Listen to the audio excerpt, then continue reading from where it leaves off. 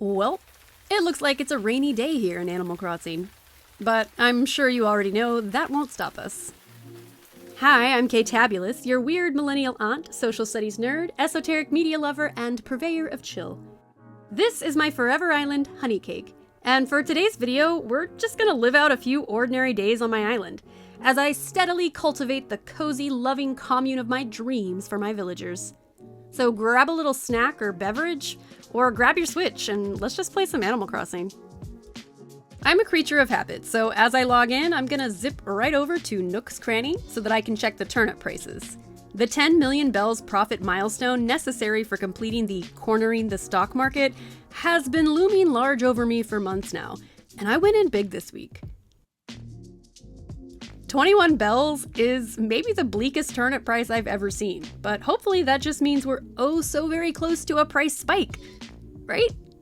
I'm gonna buy some books to soothe my mind.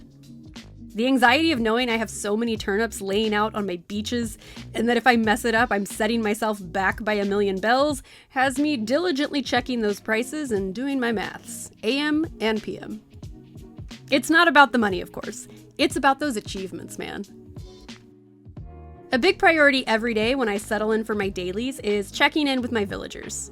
I try not to stress myself out too much by saying hello to every single one every single day, as much as I love my babies, but I do like to say hello to the ones I see out and about.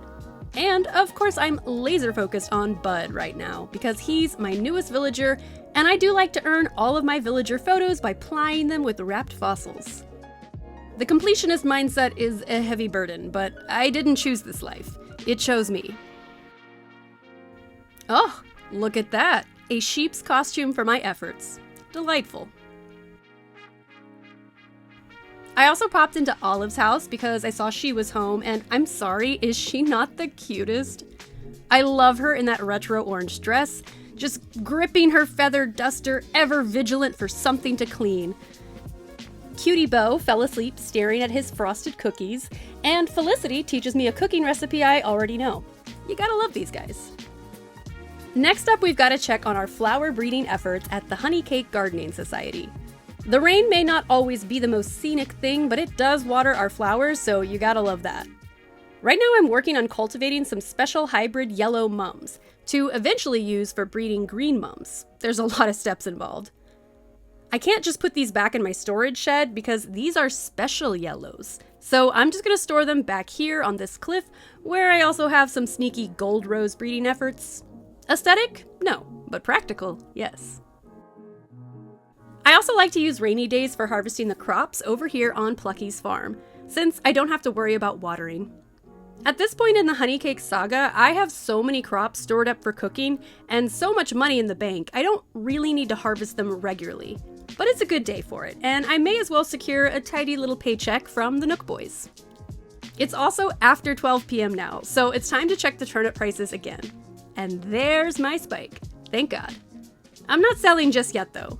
I think the price is going to increase again, and that's when we get our big payday. Or God, I hope so at least. I found Gullivar on the beach, so I knock out a quick little quest for him, and then I ran into Chevra to get surprise invited to her house.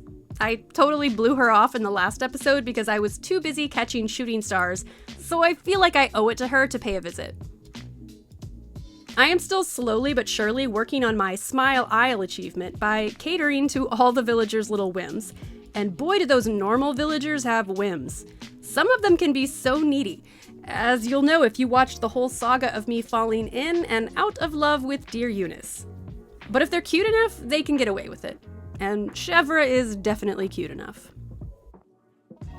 Now that I've taken care of business with the dailies, I can get into my main decorating project for today, which is finishing up the campsite that I started in our last Honeycake episode. My biggest challenge here with decorating is definitely going to be not overdoing it.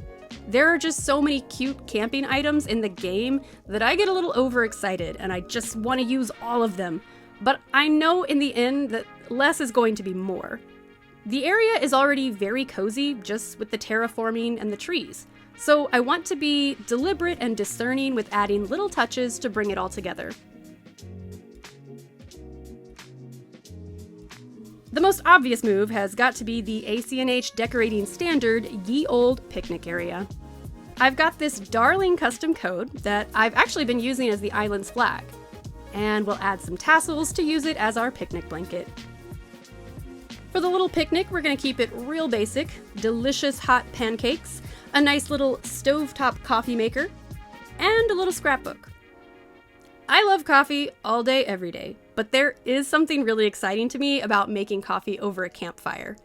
It's never quite as good as using my nifty little AeroPress and the electric kettle at my house, but when you wake up in nature and start your day with a fire and a cup of coffee, that is truly one of the most calming and exquisite moments I have when I'm camping.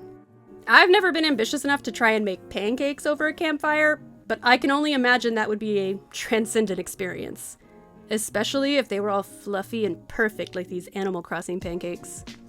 I do think it's kind of funny to include this little bathroom stall in the wood stain customization.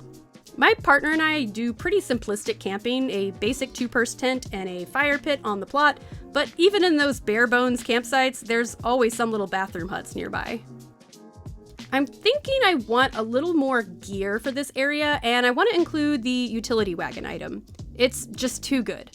But that does mean I'm going to need to steal it from my Garden Society build. I'll either order another one, or maybe there's something different that would work better in that area anyway. Gotta throw in a stack of firewood. Sitting around the fire is definitely my favorite part of camping. I need to figure out the best place to put down a fishing pole. With this private little water feature for the campsite, I feel like you'd for sure have some fishing going on. Personally, I have no interest in fishing IRL. I stick to video game fishing, but my father-in-law is all about the fishing on camping trips.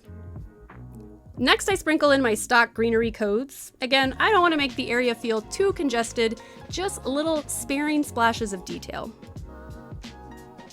We've got to have the puddle code on the ground for the fishing hall. That's just like an AC&H law, I think. And I almost always use the metal bucket, or you can place certain bugs on the ground to get a water bucket. And that's my standby for fishing spots. But I'm gonna go against my instincts and try for something different this time, and actually use the fish container. This colorway is actually really chill and satisfying. I don't even like fish, but they give us such good detailed items for it, it's hard not to want to really dig into a fishing feature. Next up, I want to do another classic AC&H decorating move, which is to expand the campsite area by using the kids' tent items. I mean, this is very much intended to be an option for our tourists coming from the hotel. Maybe after they take a scenic nature walk, they're so enticed by the great outdoors, or too tired to walk back, that they just want to camp out here for the night. I also don't want to get too carried away here. There is that weird compulsion to totally fill up every usable tile of your beach, so I have to be careful not to make this feel too cluttered or covered. I do still want it to feel like a very simple beach camping.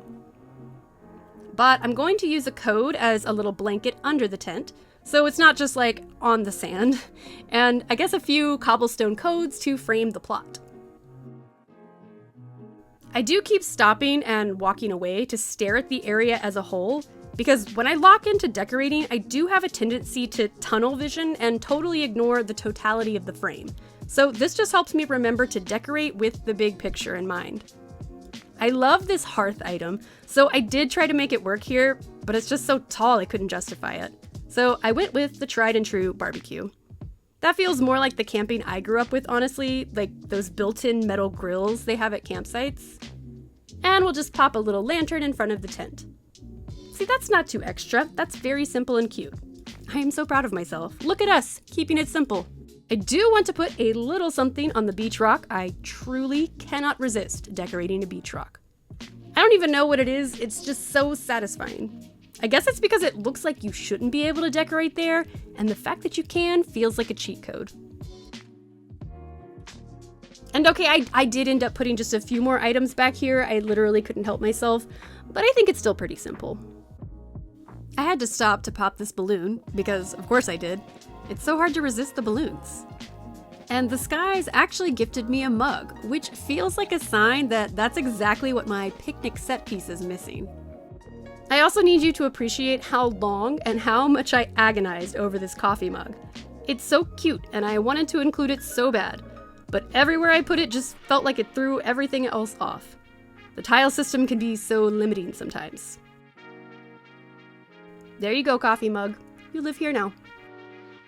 So after that ordeal, I realized I just needed to step away from decorating for today. It's too easy for me to overanalyze myself into a tizzy.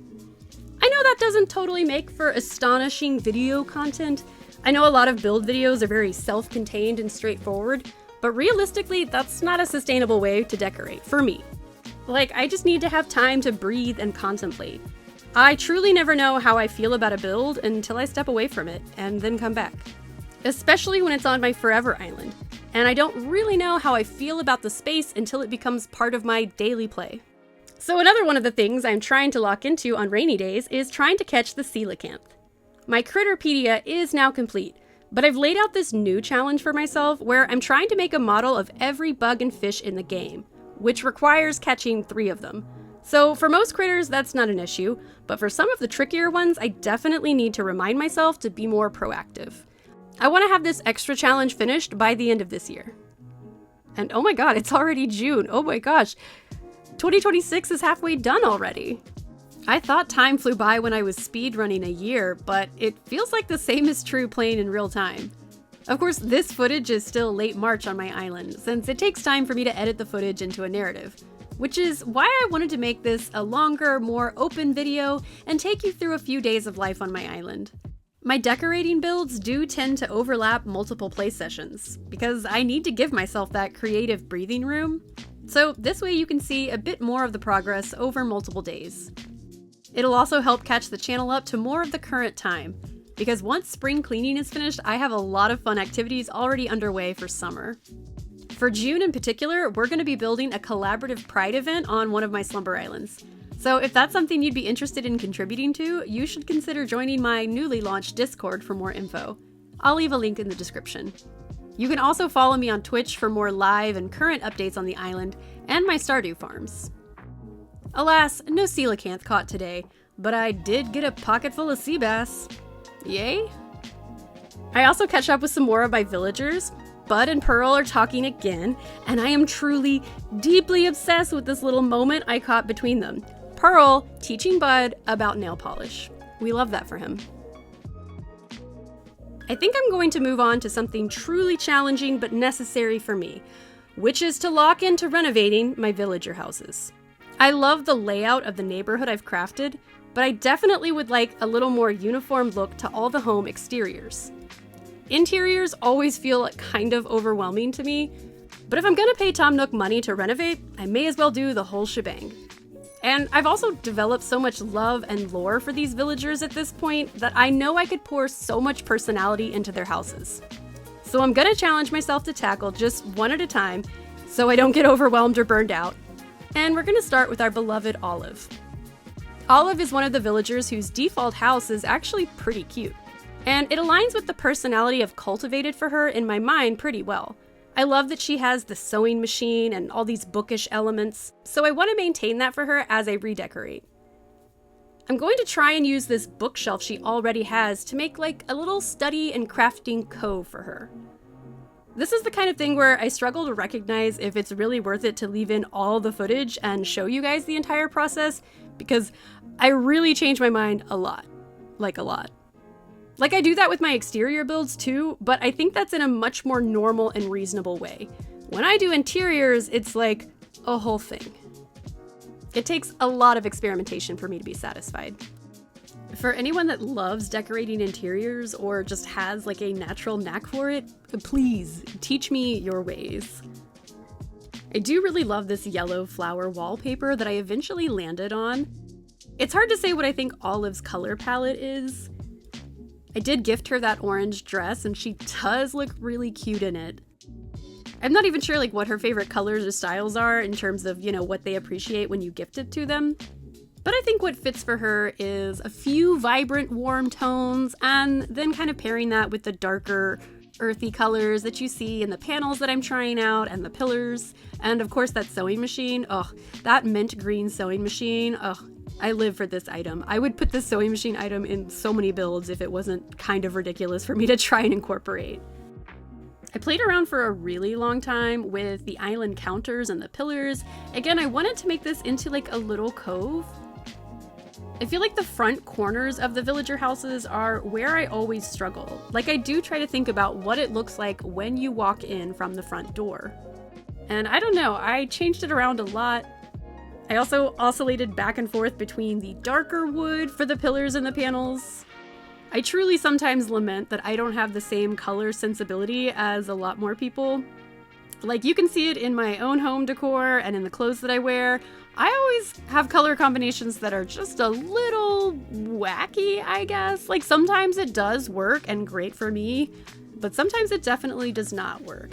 And that's okay. I'm totally happy to go with what makes me happy, but I do occasionally have the desire to be a stylish girly who understands color palettes. The strategy that I go with, since again I don't have that natural instinct for what colors go together, is just to kind of keep adding variations on the same colors that I started with. If you throw enough of them in there, it eventually does start to look cohesive and even intentional maybe, even though I'm just making it up as I go along. So I started blending the different colors of wood. The little flowers in the wallpaper do have kind of a red center in the sunflowers, so I also started incorporating pops of red. And I changed around the bookcase colorway, because this one actually does have some books that are the same sort of seafoam green as the sewing machine. And this is actually something I developed working on cosplays. A lot of the times when you're sourcing materials for a cosplay, and you're creating a character that has a specific color identity, it can be hard to find fabrics or materials or notions or whatever that are all the same shade of the color you need. And sometimes, you can get creative with dyes. But when you don't have control over the slight variations in shades that you have when you're trying to create a color concept with cosplay, I say just keep adding more shades. Eventually, it starts to look like a whole deliberate spectrum of color.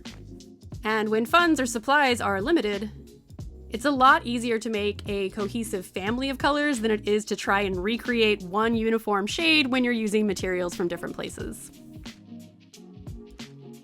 But anyway, yeah, with Olive's house, once I finally got happy with her little sewing and study cove, I had to figure out where I wanted to put a bed for her.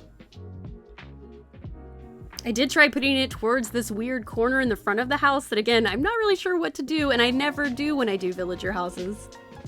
But I don't know, there's something weird to me about having the bed right when you walk in. I know I shouldn't think about the villager homes so literally. I'm so jealous of people who can do something totally different and not overthink the realness of it.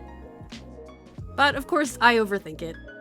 I need my buddies to have all the things. Eventually, I did land on a kind of bedroom setup that's attached to her little study cove. I incorporated, again, more different shades of wood with the frame and the bed and this wooden bookshelf bedside table.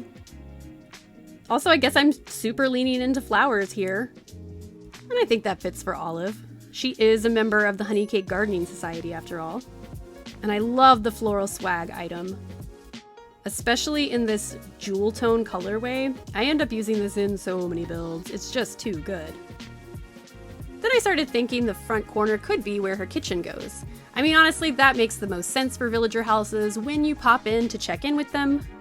It makes it really fast and easy to see if they're working on a DIY. It felt a little too cramped for the full kitchen I was envisioning though, so I did change that around and move the kitchen to the other side. We've got some delicious baked items for Olive. She's always talking about cooking and making plans to bake people treats, so I have to make sure to include that detail for her. The awkward front corner ends up just being a lovely sitting area. Of course, we're going to put more floral swag on the wall. This colorway is just so stunning. I love it. I don't see Olive having a TV, so I give her this fun little old-timey phonograph. If you're really in the know and deep in the Honeycake lore, you know that until Kyle left our island, Olive and Kyle had a very long, drawn-out, will they, won't they, up and down, full of drama romance. He doesn't live on my island anymore, but I can definitely see that when they were dating, he would have tried to get her into vinyl. And actually, that kind of gives me some inspiration. We should totally include Kyle's photo in Olive's house. I don't think Olive is still hung up on Kyle or anything, but I don't know. He left the island to go make a movie. So they could still be in touch. Maybe they're trying a long distance thing. I don't know. Honestly, after all my whining about how interiors are so difficult, I'm really, really happy with this one for Olive. And I think it just goes to show that the experimentation and the constant changing your mind is part of the process. I don't have those natural design instincts or flair for color palettes, so I just have to play. And I really think this palette of wood tones with bright reds and yellows and just a splash of green touches, I'm obsessed. This is great. Olive's gonna love this. With Olive's house complete, my only other task for today is to make a quick check-in with Harv's Island. There's no new art or wallpapers to buy, but I do treat myself to some new bags from Kix. I'll be back to see what tomorrow brings. And of course, for you guys, tomorrow is just a quick transition effect away. The sun is shining today, and I get to check my mail to see that Gullivar has gifted us the pirate wall. I can't remember what this one looks like, but I imagine it's pretty fun. To be honest, the interior of my house is sorely in need of some redecorating, but I've got to stay focused on getting the rest of the island in shape first. Now, of course, we go straight to check the turnip prices. They are a little lower than yesterday, but that's not necessarily a bad sign. I'm pretty sure there's going to be another spike. Fingers crossed. I have a few random items that I want to try out in spaces that I've been noticing as I run around the island, like this seesaw for my playground. I went with the brown tone colorway because I'm trying to strike a balance of neutrals and bright primaries, and I think this might tie it all together.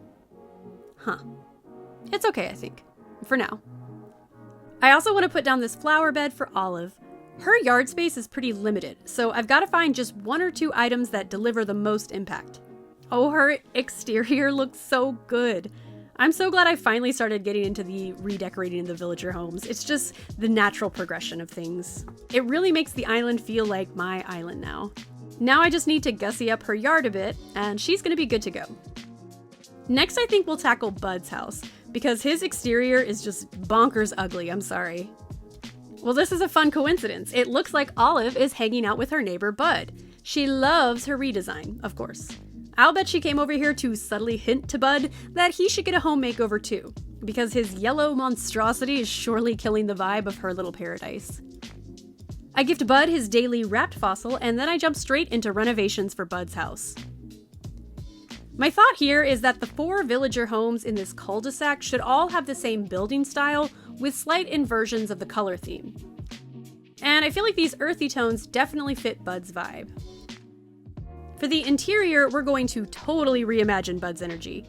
I think I'll still give him some surfboards outside his house because he is still very much a beach bum, and his house has a pretty sweet beach access. But for the inside, I want something totally different.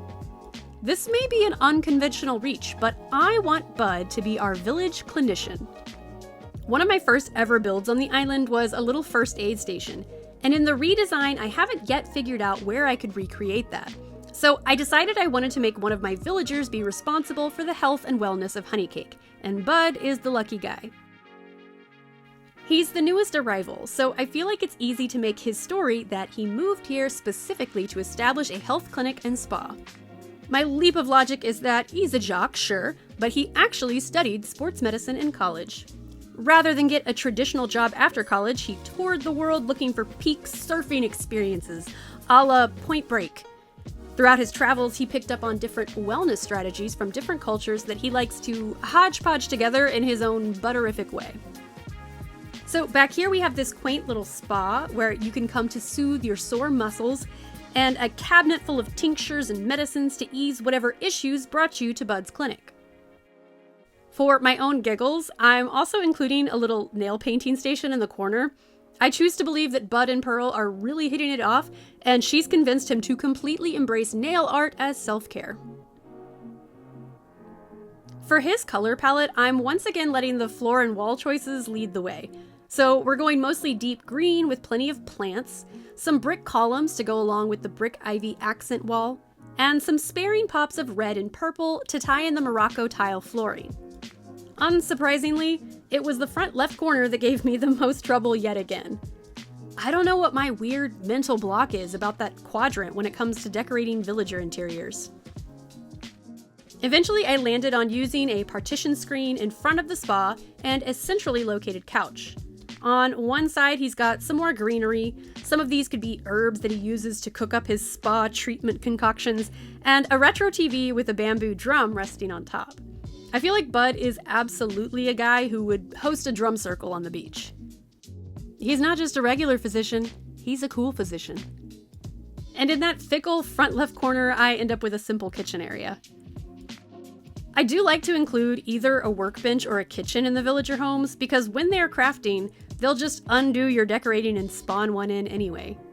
So this way I at least have some hope of maintaining the majority of the design when I visit my villagers.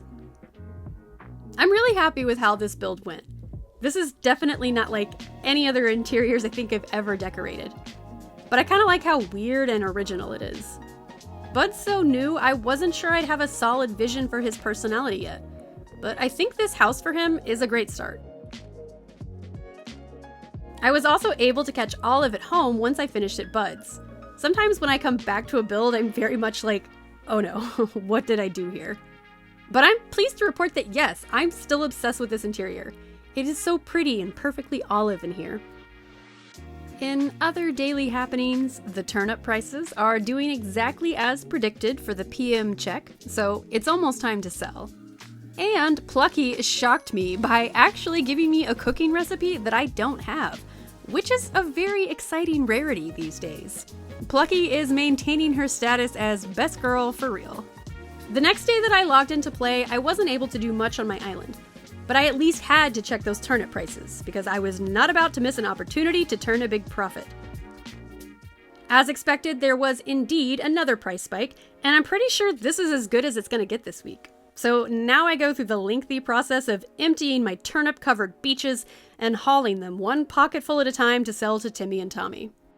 I did run into Doc on one of my trips though, my very first tourist ever, so that was kind of a sweet moment. If you're curious, the formulas that I use to predict the turnip market for the week are all based on a Reddit thread that I will link in the description.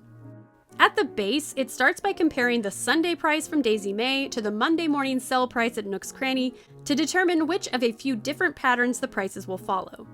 It's not a perfect system, and there's definitely more nuance behind it, but in general, it's worked pretty well for me. I know there are also much more involved turnip market predictors you can find online, but this straightforward method is the deepest I'm willing to go. Once I get that final Nook achievement, I honestly can't see myself investing in the turnip market again. Capitalism is just too stressful for me, man. Finally, I simply have to check in on Bud and revisit yesterday's build. Sometimes I truly feel like I can't weigh in on a build until I've had some time to sleep on it. It feels like Bud is really enjoying the vibes. And I think the deal is sealed because Sparrow is over here hanging out. I love this for them. This is so cute. Just two jock dudes talking protein shakes and spa treatments. Life on Honeycake is good. Thanks so much for hanging out with me today, guys. Don't forget to subscribe, follow me on Twitch if you like live streams, and check out the Discord if you want to join the Pride event Slumber Island, or just talk about all kinds of random things. If you enjoyed your time here, I'd be super grateful if you could leave a like on the video, or a comment letting me know your thoughts on the island. I especially love when you guys give me lore suggestions in the comments, because there's nothing I dig more than some collaborative storytelling. I hope you have a wonderful day, and until next time, take it easy.